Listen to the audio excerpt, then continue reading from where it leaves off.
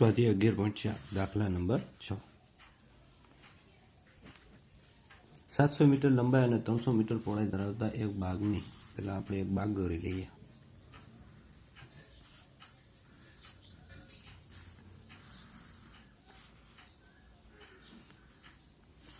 લંબાઈ કેટલી છે?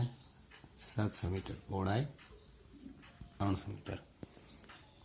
હવે આ બાગના મધ્યમાંથી પસાર થતા અને તેની બાજુઓને સમાંતર એવા 10 મીટર પહોળા બે પરસ્પર લંબ એટલે એકબીજાને લંબ એવા બે રસ્તા છે.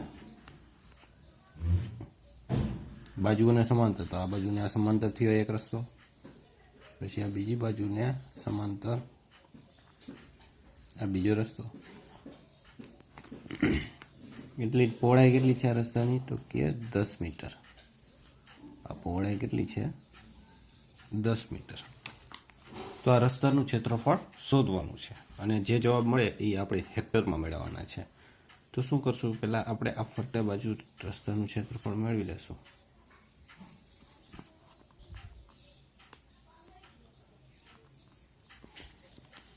એમાંથી આ ક્ષેત્રફળ પ્લસ આ ક્ષેત્રફળ બાદ કરશું અને આ જે વચ્ચેનું આ જે ચોરસ છે એ બંને રસ્તામાં સમાવેશ થાય, એટલે કે બે વખત એનો સમાવેશ થાય છે.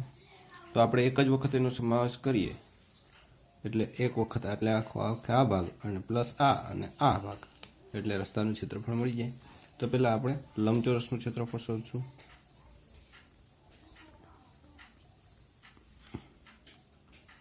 ક્ષેત્રફળ બરાબર લંબાઈ ગુણ્યા પહોળાઈ. લંબાઈ કેટલી છે? 700 ગુણ્યા પહોળાઈ 300, 7 તેરી 21, 4 મીના એમણામ મીટર સ્ક્વેર. હવે શું કરશું? તો કે રસ્તાનું ક્ષેત્રફળ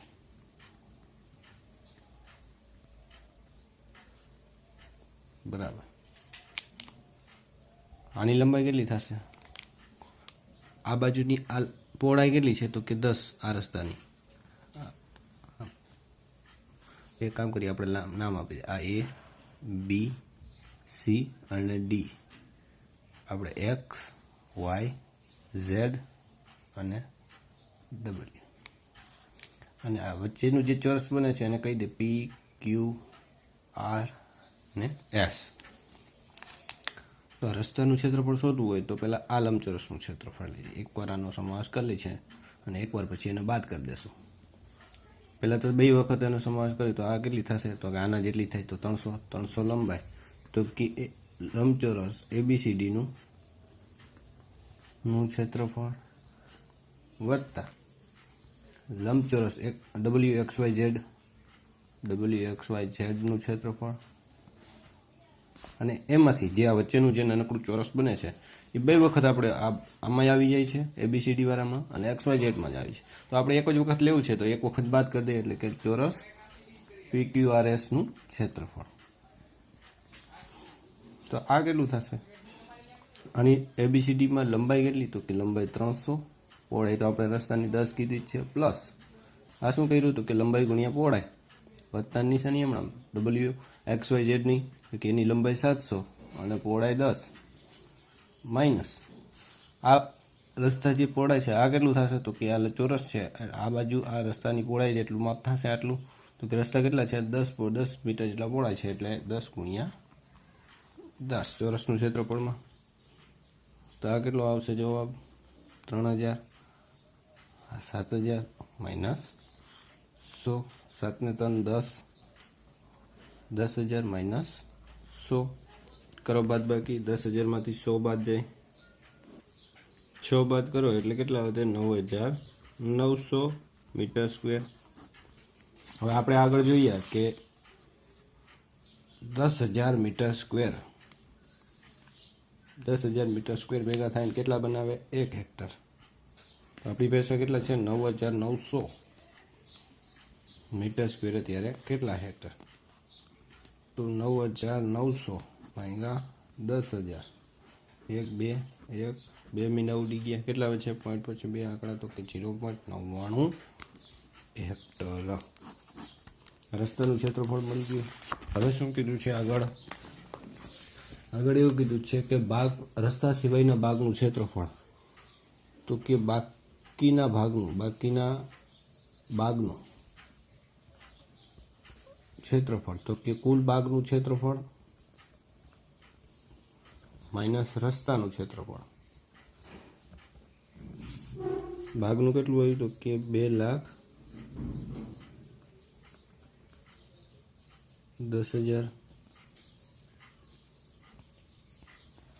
માઇનસ રસ્તાનું ક્ષેત્રફળ કેટલું? તો કે 9,900 મીટર સ્ક્વેર. કરો બાદ બાકી 2,10,000 માંથી 9,900 બાદ એટલે વચ્ચે 2,100 મીટર સ્ક્વેર. હવે આપણે આગળ જોયું 10,000 મીટર સ્ક્વેર એ 1 હેક્ટર. આપણી પાસે કેટલા છે? 2,100 મીટર સ્ક્વેર એ કેટલા? તો 2,100 ભાગ્યા 10,000. 2 મિનિટ કેન્સલ, છેદમાં 2 મિનિટ છે, 100 છે એટલે પોઈન્ટ પછી આંકડા. આ થઈ ગયો છઠ્ઠો દાખલો. ત્યારબાદ 7મો દાખલો એ જ રીતે છે, કાંઈ ખાલી માપ જ અલગ છે, બાકી એને છે. ત્યારબાદ દાખલા નંબર 8. હવે એક પ્રજ્ઞાએ 4 સેમી ત્રિજ્યાવાળો, ત્રિજ્યા કેટલી છે વર્તુળની? ત્રિજ્યા r બરાબર 4 સેમી. 4 સેમી ત્રિજ્યાવાળો વર્તુળાકાર નળીની ફરતે એક દોરી વીંટાળેલી છે, તે આકૃતિમાં આપ્યું છે. હવે એ આકૃતિમાંથી બાકીની દોરી એને કાપી નાખી. પછી જે વર્તુળમાં દોરી વીંટી એમાંથી વીંટીને પાછું એક ચોરસ ડબ્બામાં વીંટી. હવે શું પ્રશ્ન એવો પૂછ્યો કે શું તેની પાસે દોરી વધી હશે? તો પહેલાં તો આપણે દોરી ફરતી બાજુનું માપ શોધવું છે, એટલે શું શોધવું પડે? તો કે પરિઘ, એટલે કે વર્તુળની પરિમિતિ અથવા પરિઘ, વર્તુળનો પરિઘ બરાબર 2πr. બે એમણા પાઈની કિંમત 3.14 કીધી છે અને 4 4 તો 8, 8 ગુણ્યા 3.14 એટલે જવાબ આવે 25.12 મીટર ની સેમી. અહીંયા સેમી કીધું છે. હવે શું કરશું? તો કે ચોરસનું પરિમિતિ શોધી. પરિમિતિ બરાબર 4 ગુણ્યા બાજુ, 4 એમણામ બાજુનું માપ 4 સેમી, ચોકે 16 સેમી. તો ચોરસમાં કેટલી જોઈ? તો કે 16 સેન્ટીમીટર જેટલી દોરી જોઈ. અને લંબચોરસ વર્તુળમાં કેટલી જોઈ? તો કે 25.12 સેમી જોઈ. તો કે વધારે કેમાં જોઈ? વર્તુળમાં. આમાં વધી હોય? હા. તો પ્રશ્નનો જવાબ આવશે હા. કેટલી વધે? 25માંથી 16 જાય એટલે 9.12 સેમી જેટલી દોરી વધે. આ થઈ ગયો દાખલા નંબર 8. ત્યારબાદ દાખલા નંબર 9.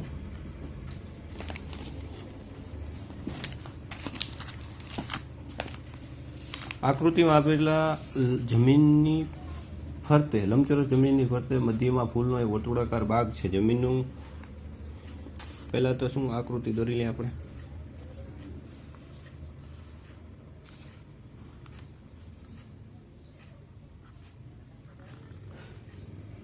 ત્રિજ્યા કેટલી? 2 મીટર. આ કેટલું? 5. આ 10 મીટર. એક લંબચોરસ જમીન પરની લોનની મધ્યમાં ફૂલોનો બાગ છે. આ લોન છે અને આ ફૂલોનો બાગ છે. સમજાઈ ગયું? તો કે બધી જમીનનું ક્ષેત્રફળ. પહેલો પ્રશ્ન એવો છે કે બધીનું, એટલે કે આ લંબચોરસનો આખો ભાગ આવી જાય, એમાં લંબચોરસ આવી જાય. લંબચોરસનું ક્ષેત્રફળ બરાબર લંબાઈ ગુણ્યા પહોળાઈ. લંબાઈ કેટલી? 10, પહોળાઈ 5, 10 × 50 મીટર સ્ક્વેર.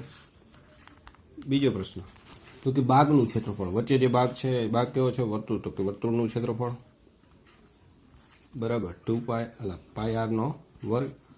પાય બરાબર 22/7 અને આ કેટલા લેવાના? 2. 22 × 44 = 7 મીટર સ્ક્વેર. 22 × 44 = 7. ત્યારબાદ ત્રીજો આવે છે બાગ સિવાયની જગ્યાનું ક્ષેત્રફળ. એટલે કે આ બાગ સિવાય આ ભાગનું. તો કે બાગમાંથી આપણે આ બાદ કરી લઈએ. તો પહેલાં આપણે આના ભાગાકાર કરી લઈએ, જેનો આપણે જરૂર પડશે. કેટલા આવશે? 12.57 મીટર સ્ક્વેર આનો ભાગાકાર આવે. શું કે બાકીના ભાગના, એટલે કે બાગ સિવાયના ભાગનું ક્ષેત્રફળ. તો શું કરવાનું? પહેલાં લંબચોરસનું ક્ષેત્રફળ માઇનસ ભાગનું ક્ષેત્રફળ. ભાગનું એમાંથી બાદ કરે લંબચોરસનું કેટલું છે 50 માઇનસ 12.57 કરો બાદ બાકી 50માંથી 12 જાય તો એટલે 12.57 બાદ કરવાના 37.43 મીટર સ્ક્વેર. આ થઈ ગઈ ત્રીજાનો. ત્યારબાદ ભાગનો પરિઘ શોધો. ચોથો ભાગનો પરિઘ. ભાગ કેવો વર્તુળાકારનો પરિઘ 2πr 2m 2 × 22/7 અને આ કેટલા થાય ત્રિજ્યા કેટલી 2 આ કેટલો આવશે 88/7 બરાબર 12.57.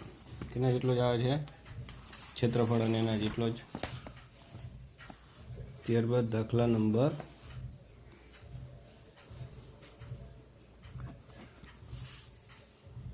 10. હવે એમાં એક આકૃતિ આપી છે. પહેલા આકૃતિ આપણે દોરી લઈએ.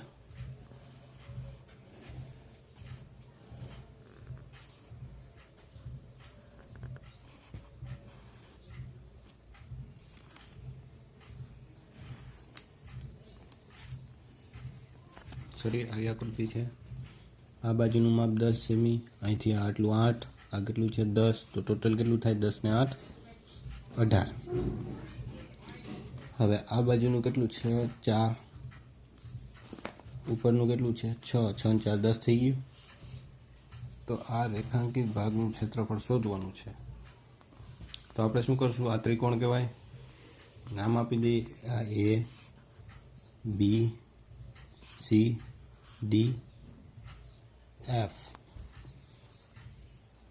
તો પહેલાં આપણે પૂરેપૂરું લંબચોરસનું ક્ષેત્રફળ શોધી લઈએ. એટલે કે લંબચોરસ ABCD નું ક્ષેત્રફળ લંબાઈ ગુણ્યા પહોળાઈ. લંબાઈ કેટલી છે 18, પહોળાઈ 10, 180 મીટર સેમી છે ને સેન્ટીમીટરનો વર્ગ.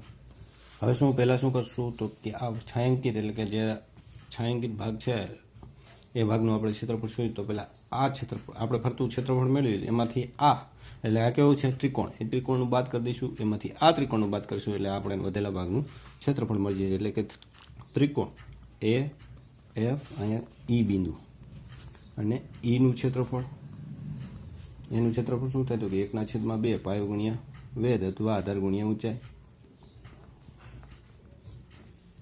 1/2 આધાર કેટલા છે 6 અને આ 10, 3 10 તેરી 30 સેમીનો સ્ક્વેર. એ જ રીતે ત્રિકોણ EBC નું ક્ષેત્રફળ બરાબર 1/2 આધાર અથવા પાયો ગુણ્યા વેધ આધાર ગુણ્યા ઊંચાઈ. 1/2 ગુણ્યા આધાર ગુણ્યા 10 અને આ 8 આ થાય 4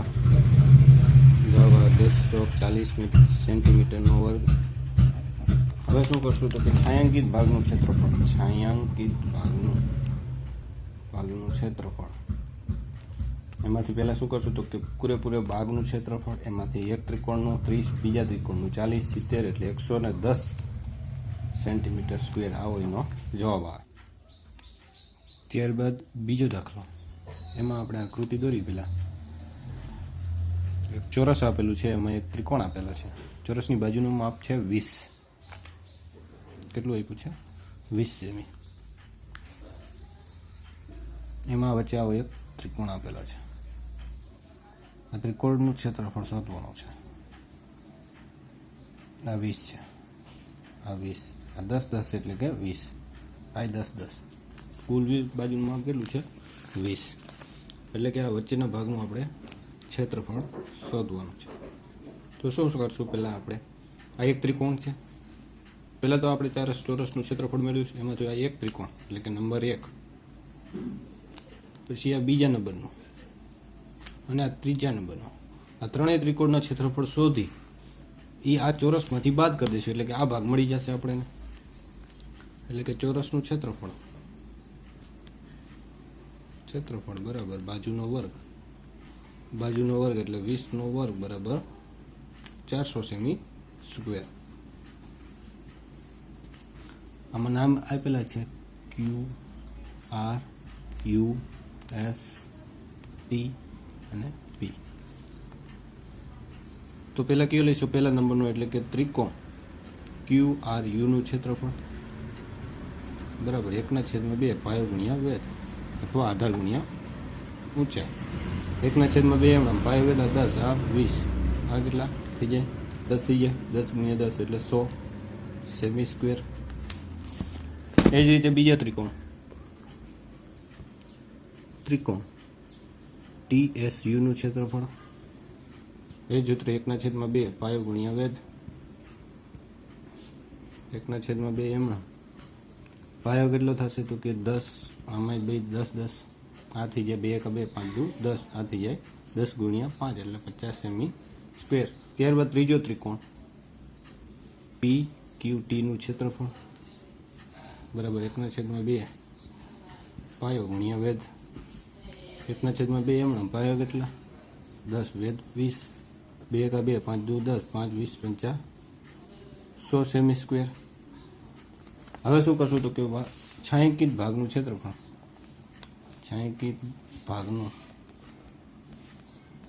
ક્ષેત્રફળ એટલે કે ચોરસનું ક્ષેત્રફળ કેટલું?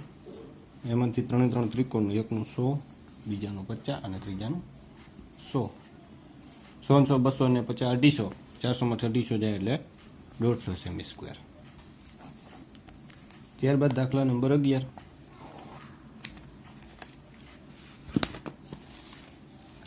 એમાં જોવો જોઈએ એક આપેલા ચતુષ્કોણનું ક્ષેત્રફળ શોધવાનું છે.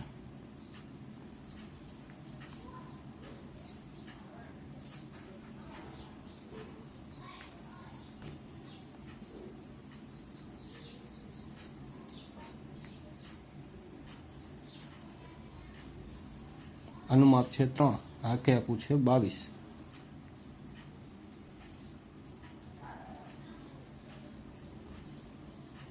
આનું માપ છે 3. ચતુષ્કોણ ABC અને D આવી એક આકૃતિ આપેલી છે. તો આપણે શું કરવાનું છે? આખે આખાનું ક્ષેત્રફળ શોધવાનું છે. હવે આખે આખા ચતુષ્કોણનું ક્ષેત્રફળ શોધવું હોય તો કે એની બાજુના માપ જોઈએ જે અહીંયા છે નહીં. તો શું કરશું? તો કે પહેલાં આપણે આ બે ત્રિકોણ છે, એક ત્રિકોણ A B અને C એમાં પાયો અને વેધ આપેલો છે એટલે કે આધાર અને ઊંચાઈ આપેલા છે. આધાર 22 ને ઊંચાઈ 3 સેન્ટીમીટર. તો આનું ક્ષેત્રફળ મળી જાય. ત્યારબાદ એ જ રીતે આ ત્રિકોણ A D અને C એટલે કે નીચેનો ત્રિકોણ, આ ત્રિકોણમાં આધાર અને ઊંચાઈ આપેલી છે તો આ ત્રિકોણનું ક્ષેત્રફળ મળે. આ બેના ત્રિકોણનો સરવાળો કરી નાખી એટલે કે આખે આખાનું આપણને ક્ષેત્રફળ મળી જાય. તો એ જ રીતે ત્રિકોણ ABCનું ક્ષેત્રફળ 1/2 પાયો ગુણ્યા વેધ અથવા આધાર ગુણ્યા ઊંચાઈ. 1/2 એમણામ આ 22 ને આ 3 22 તેરી 66 ભાગ્યા 2 એટલે કે 11 તેરી 33 સેમી. એ જ રીતે ત્રિકોણ ADCનું ક્ષેત્રફળ 1/2 ગુણ્યા પાયો ગુણ્યા વેધ 1/2 એમણામ પાયો કેટલા 22 ને આ 3 કેટલું આવે 33 સેમી નો વર્ગ. હવે શું કરશું? તો કે આપણે એ બંનેનો ક્ષેત્રફળ એટલે કે ચતુષ્કોણ ABCD નું ક્ષેત્રફળ બરાબર બંને ત્રિકોણનું ક્ષેત્રફળ 33 + 33 બરાબર 66 સેમીનો